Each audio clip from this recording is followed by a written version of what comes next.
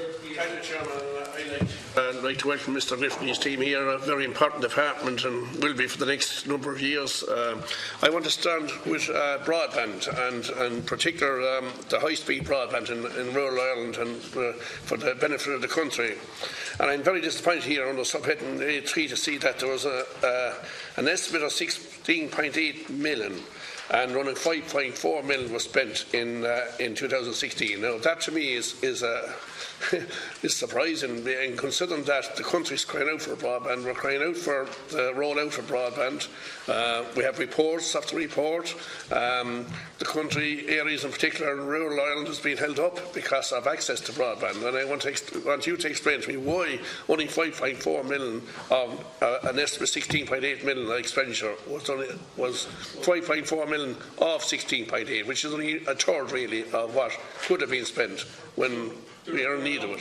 There are a number of components to that subhead, Deputy, but you're right, the bulk of the underspend that arose in 2016 was in relation to the National Broadband Plan, but I wouldn't see that as a reflection of a delay in the plan or a lack of commitment on our part in relation to this being a priority for the state. And in fact, I think what you see is that the bulk of the money that we had underspent in 2016 on the National Broadband Plan will be spent in 2017. There's a timing delay more than anything else. I suppose, I mean, if I can... It's not very efficient though, is it? Well, I'd much prefer to spend money efficiently than just to spend it. So, I mean, the view was taken that the work that was to be funded by way of the vote in 2016, we hadn't progressed aspects of it by the end of the year, but that spend would have been recouped at the start of 2017. I take your point, Deputy, in relation to this particular issue. I mean, I have a brother who lives in Kilcreeventy outside Tuam, who berates me every time he sees me in relation to this particular project, and I have another fellow who lives in Ballycommon outside Nina, both of them in the IT sector, both of them without access to high-speed broadband once they leave their workplaces. But you are seeing progress, and I think... Slow. Well, what I would say is you have to look at the National Broadband Plan in its entirety. And we've always made the point that the broadband plan comprises commercial investment and it also comprises the state-led intervention. So the state-led intervention is progressing. We reached an important stage in September with the submission of detailed proposals from the two remaining bidders, AIR and ENET. We'll go out looking for final tenders in the first part of next year, and we'll appoint a preferred bidder next year as well. But yeah, can I ask why does that take so long? I mean, we're hearing about this going out for tender. That's going on, we say, since the last election. And why is it taking so long to get out there and get it, give the tender and actually give the tender and get her up and running and get her going? Why is it taking so long? Why has it been next year and next year? It keeps going back a year. Yeah. We're talking about rolling out in 2017, 18. Yeah. Now it's gone back to 19. Now we're talking about 2020. You know, it keeps going back and back when we're crying out for the service. I'll deal with that in a second, but just to give you some of the figures, I think it's important that these are placed on the record, because I don't want people to be under impression that things have not been happening over the last number of years. In 2012, you had 700,000 properties connected to high-speed broadband. In April 2016, that was 1.2 million, or 52% of premises. In September 2017, 1.5 million, or 65% of premises, had access to high-speed broadband. End next year, 1.8 million, or 77% of premises. And end 2020, 2.1 million, or 90% of premises. So a huge amount is happening, and what you're seeing is a significant ramping up by the commercial sector. You had the AIR 300,000, which was launched in April of this year, and which the Minister signed a commitment agreement on.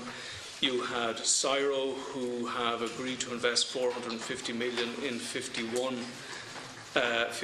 towns, providing 500 connections right across the state. Virgin Media have agreed to extend their footprint, and you've had ENET, who have decided to invest 100 million in 115,000 premises in 9 locations in the west and northwest. I've heard deputies right across the House refer to the National Broadband Plan as the next rural electrification. Back in 1927, the rural electrification didn't have to deal with public procurement procedures. If they did, it might have delayed them a lot longer, and there may have been some of us still in the dark. But the reality is, we have to comply fully with public procurement procedures, and I would much prefer a process that was robust, and that stood up to scrutiny if any party involved in the procurement process decided to take the state to court by way of a judicial review at the end of it. We actually went to tender in December 2015. After the first phase, the pre-qualification questionnaire, we had 5 consortium comprising 32 companies. All of that had to be evaluated. We had to enter into detailed dialogue with the companies that were still part of the process. You're talking about a contract that runs to about 1,500 pages. It is a very, very complex procurement process. And I would be much more comfortable, albeit I understand the frustration that there is, I would be much more comfortable having a robust procurement process that I and the Minister and the Department can stand over at the end of it, having delivered a preferred tender or tender who are in a position to hit the ground running and deliver high-speed broadband to the 542,000 properties that are without high-speed broadband at this stage. The other thing I should mention is, and this was a very clear commitment of the Minister when he came into government, was the intention to establish a mobile phone and broadband task force. That has taken place. They've done a lot of work in terms of the intermediate steps that could be put in place to remedy some of the deficiencies, particularly around mobile phone signal issues across the state.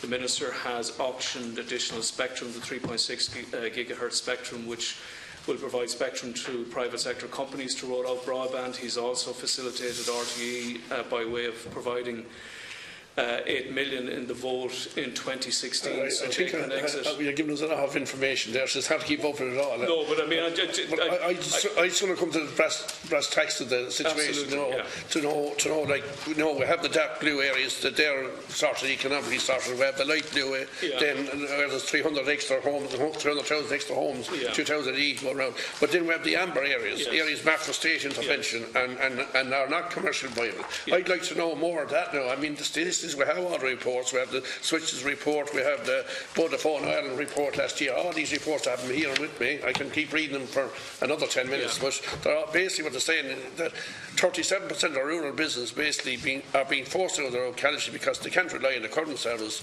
and that their jobs and SMEs are basically walking. And they actually said in the survey that they will leave the rural areas they're in at the moment to get broadband, a high-speed broadband, because they want to be economically viable and be able to take on with their rivals. These are the questions I want to ask you. I want to answer these questions. I know I have all the reports. But the amber areas, I want to know, will they be still in 2020? Will there still be 180,000 people will not have access to high-speed broadband in 2020? No, or do you envisage where we'll be in 2020, which is 3 years' time? What we have said is once tender award has been completed, that we expect the completion of the rollout within, well, based on what the industries have told us, within 3 to 5 years. But we expect that to be closer to 3 than to 5.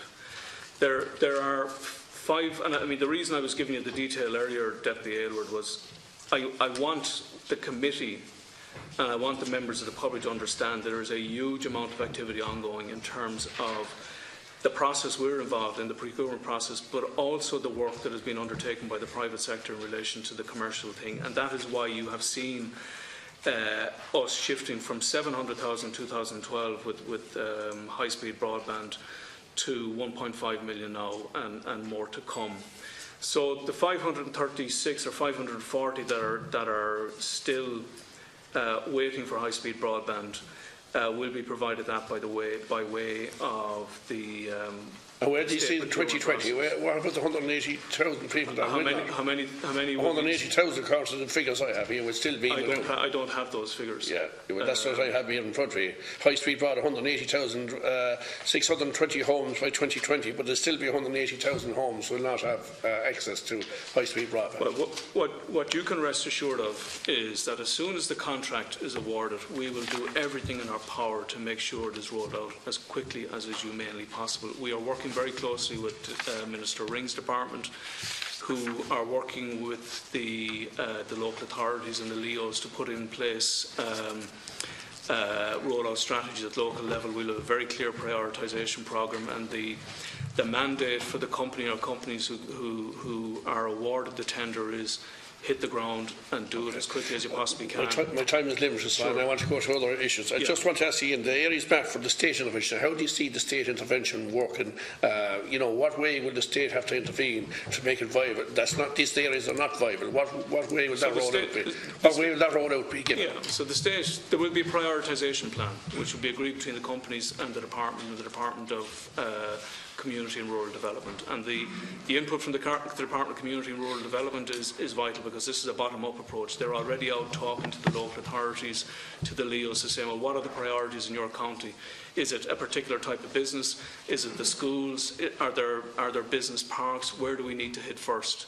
So we'll have that input to the prioritisation programme once the contract is awarded. The company will be in receipt of a subsidy from the state to make this commercially viable for them. So once the contract is awarded, I don't see any blockages to a quick mobilisation and a speedy rollout to those parts of the country that have yet to receive it. Again, when did you say the contract will be awarded? Next year, sir? It'll be in 2018, yeah. Okay. I want to move on to, we mentioned already the Citizens Assembly and, the recommendations that came up with it. And yes. I'm a farmer, and naturally I'm from a rural Ireland, and I'm worried about the recommendations about this carbon tax or carbon fines or whatever, recognition that there'll be some kind of we are an agricultural, our biggest indigenous country. Business is agriculture. Our export is 90% of agriculture goes out. I'm worried about the marrying of what we have and the product what we're producing, both in cattle, beef, and bacon, and across the board lamb, our milk products, our dairy products, etc., grain. How are we going to marry the two if we have the Citizens Assembly talking about bringing in a carbon tax, which is going to affect farmers, and the viability of agriculture at the moment, and the profit margins are very small. How are we going to marry the two? And then, because we export 90% of it into Europe, are we going to then subsidise beef? We say take beef, for example, coming from Brazil or South America. And what about the carbon footprint of transport that across the Atlantic? How are we going to marry all this thing together and keep agriculture viable in this country if we're talking about carbon taxes? Well, I don't think we're getting recognition for the trees we have, for the soils, the grass are grown. I don't think that's been, the Citizens Assembly didn't consider that, in my opinion. And I'm speaking from an agricultural point of view now. And how are we going to marry all this together? I'd just like to get your opinion on that. So, as I understand the process in terms of the Citizens Assembly's work, the key function of the Assembly is to make recommendations in relation to the topics that it was asked to discuss, and obviously climate action is one of those. And they will provide a report to the Houses of the Oireachtas. The House of the Oireachtas will assign that report to a relevant committee of both houses. I don't know whether that's one committee or whether it will be several committees depending on the issue being discussed. I presume it's several committees.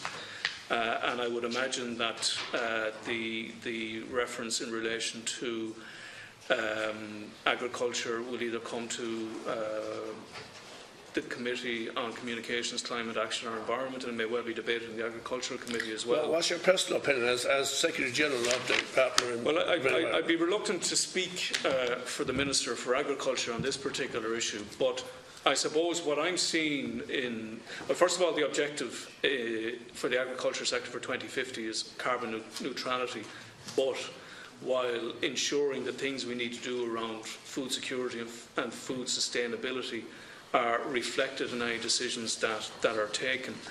There has been a huge investment in afforestation over the last couple of decades. And in fact, that is recognised at EU level in terms of how they're structuring the effort sharing regulation. They are making allowances for the possibility of netting off some of the obligations by way of factoring in the changes that have been made on the afforestation programme. There's a lot of work ongoing under the GLAS scheme, a lot of work ongoing under the TAN scheme. There's been a huge investment in the beef data genomics project. So when I listen to colleagues in the Department of Agriculture talk on this particular issue, I mean, they would be very strongly of the view that Foodwise 2025 and the approach being taken there to increase dairy output, increase national herd and all the rest is being done in a climate-friendly fashion. They would say that both the dairy sector and the beef sector would be two of the most climate-friendly sectors when you look across similar such sectors at EU level. So a lot of work has been done in the agricultural area. I don't doubt but that more will have to be done.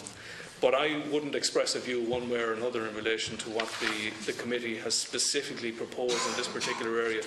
But I do take your point. I think the term that is used here is carbon leakage, that where you have industries that are vulnerable to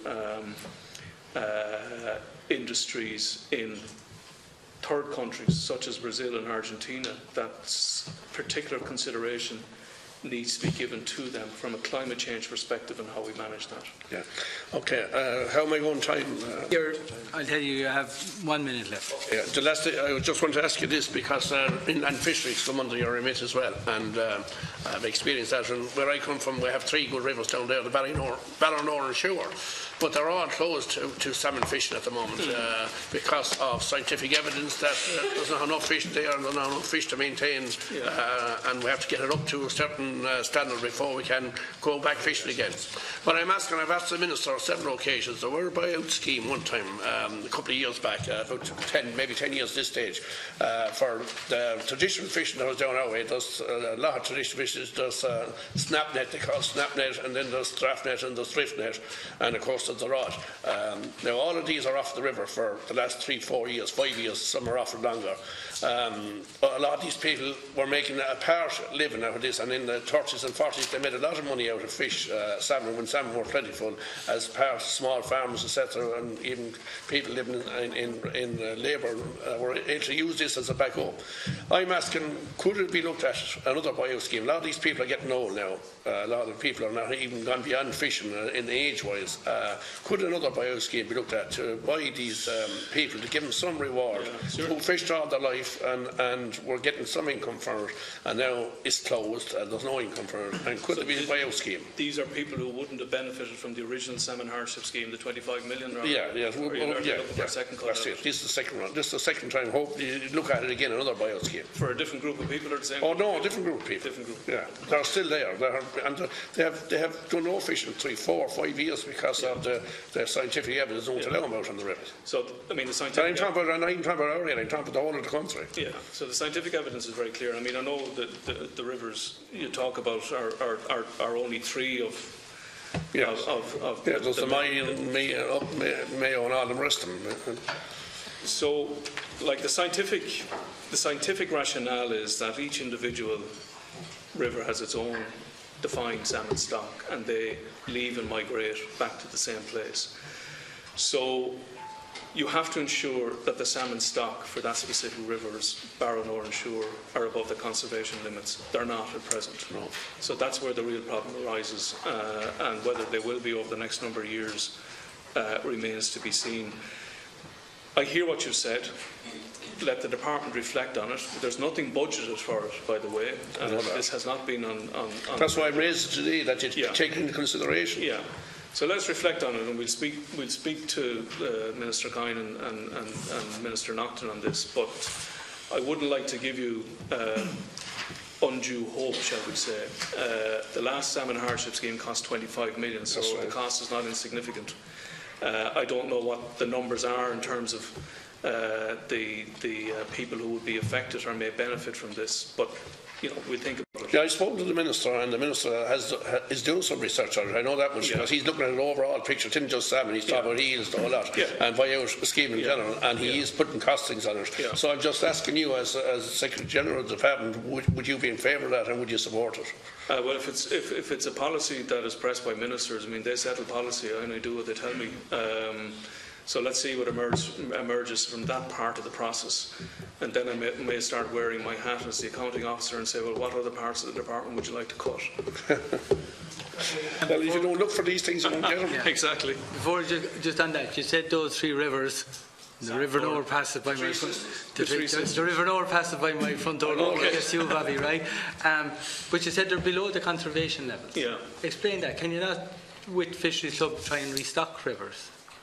Or what? Do you walk away from a river if you think it's below conservation? No, but explain out what that by means. virtue of the fact that you're not fishing, that the stocks should start to naturally regenerate. And there have been fishing bans in place for a large number of rivers over the last few years, because the scientific advice from the Standing Scientific Committee is that the bulk of them are below the conservation limits, and we would want to see them naturally regenerate. I actually don't know from a scientific point of view, if you restock a salmon river with a salmon that doesn't come for that river, where does he go back to? So I can't give you an answer on that. And to be on a split second, but would something for a river to build itself up naturally when there's no fishing going on to restore itself in terms of stock of salmon or whatever? Is it a 5-year, 10-year or 30? What's the general? It can vary, and I won't. You're getting into a very technical space. I don't have the competency to answer, but I will get you a note on it, because it is. Just for information, the Nore and the Barra were closed 7 or 8 years ago, and they were opened 2-3 years ago for 2 years because of scientific evidence.